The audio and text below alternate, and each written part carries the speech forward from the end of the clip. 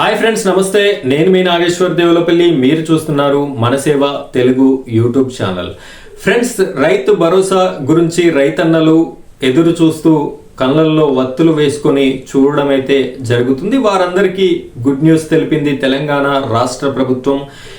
అయితే ఈ రైతు భరోసాకి సంబంధించినటువంటి మార్గదర్శకాలని తెలంగాణ రాష్ట్ర ప్రభుత్వం విడుదల చేయడం జరిగింది. ఇందులో భాగంగా ఎవరికి వచ్చేటటువంటి అవకాశం ఉంది, ఎవరు అర్హులు అనే పూర్తి సమాచారాన్ని మనం ఈ వీడియోలో ఎక్స్ప్లెయిన్ చేసుకుందాం. వీడియోని పూర్తిగా చివరి వరకు ఎక్కడా కూడా స్కిప్ చేయకుండా చూడండి.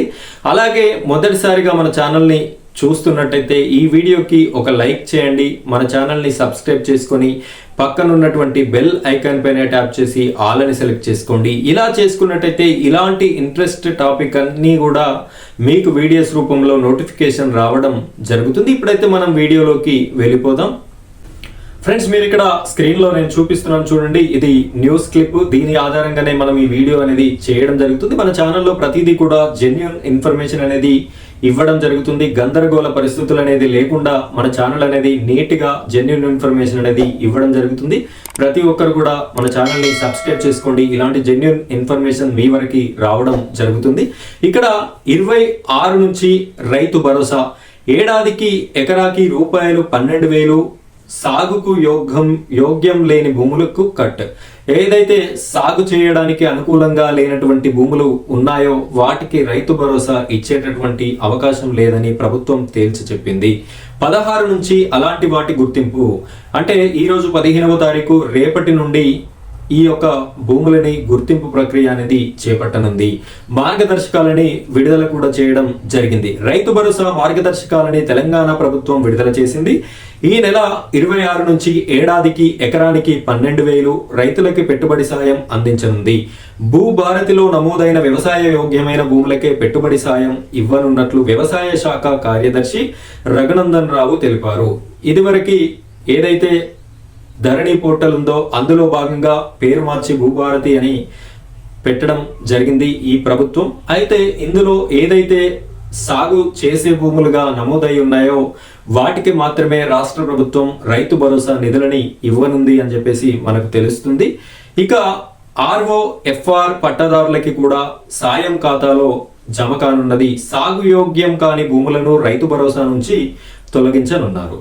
ఫిర్యాదుల పరిష్కారం బాధ్యత కలెక్టర్లకి అప్పగించారు. రేవంత్ రెడ్డి ప్రభుత్వం రైతులకి పెట్టుబడి సహాయాన్ని అందించడం ద్వారా వ్యవసాయ ఉత్పాదకతను పెంచనుంది. ఆర్థిక స్థిరత్వాన్ని కల్పించడంతో పాటు వ్యవసాయంలో సాగుబడిని పెంచే విధంగా రేవంత్ ప్రభుత్వం కృషి చేయనుంది.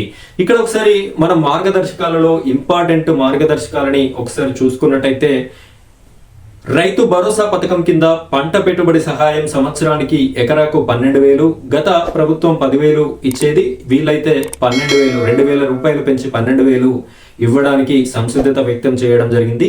నెక్స్ట్ వచ్చేసి భూభారతి పోర్టల్లో నమోదైన వ్యవసాయ యోగ్యమైన భూమి విస్తీర్ణం ఆధారంగా పట్టాదారులకి సాయం. ఇందాక నేను చెప్పాను కదా, పాత గవర్నమెంట్లో ధరణి పోర్టల్ అని చెప్పేసి ఉండేది. ఇప్పుడు వీళ్ళు భూభారతిగా పేరుని చేంజ్ చేయడం జరిగింది. ఇందులో నమోదైనటువంటి సాగుకి యోగ్యమైన భూములకు మాత్రమే ఇస్తారట.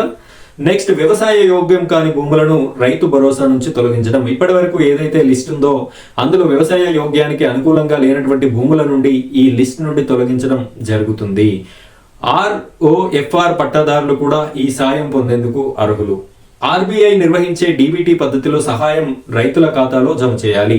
ఏదైతే DBT డైరెక్ట్ బెనిఫిట్ ట్రాన్స్ఫర్ ఉందో ఇక్కడ ఇదే పద్ధతిలో ఈ రైతు భరోసా అనేది జమ చేయడం జరుగుతుంది అని చెప్పేసి తెలియజేస్తున్నారు. దీని ప్రకారంగా మీ యొక్క ఆధార్ కార్డుకి ఏ అకౌంట్ అయితే లింక్ అయి ఉంటుందో ఆ అకౌంట్లో జమ కావడం జరుగుతుంది జనవరి 26వ తారీఖు నుండి.